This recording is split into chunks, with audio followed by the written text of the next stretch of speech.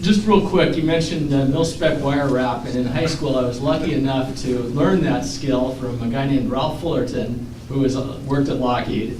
And I have no idea what happened to him, but he, just like the rest of you around here, impacted my life. I wouldn't be here today if it wasn't for that. And I'm sure all the people here have been impacted by the work that you all have done. So thank you guys.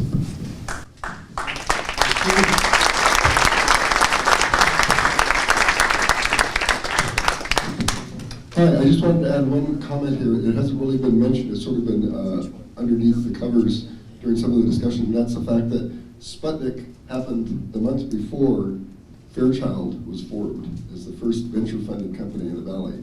And that accelerated their development of the integrated circuit, which was invented in 1959. So much of what happened wasn't just transistors, of course, it was integrated circuits, but these things are happening simultaneously. So Fairchild and other companies were developing the integrated circuit, and then companies like Lockheed were able to use that and go to the moon. Separately the moon project, but obviously the missile project was certainly made possible by integrated circuits. So it's a really important little anecdote to kind of fit into the picture here. Do you want to comment? Robert Noyce said that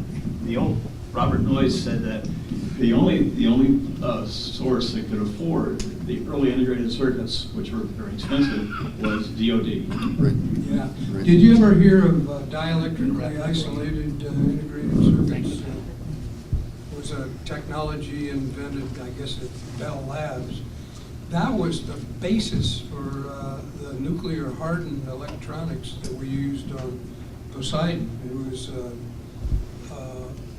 actually developed for the telephone company switching, I guess.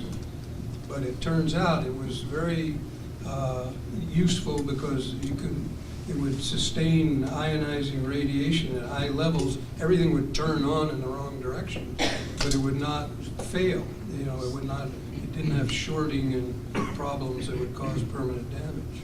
What was the technology again? Dielectrically isolated integrated circuits. And I can't explain it to you, but Cliff probably could. Well, kind of.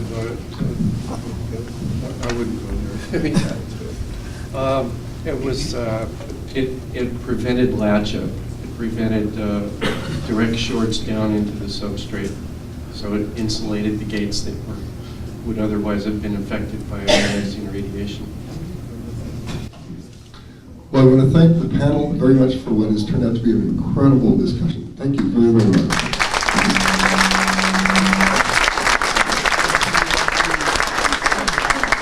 And also a really huge thank you to Tom Gardner, who organized this event. Thank you, Tom.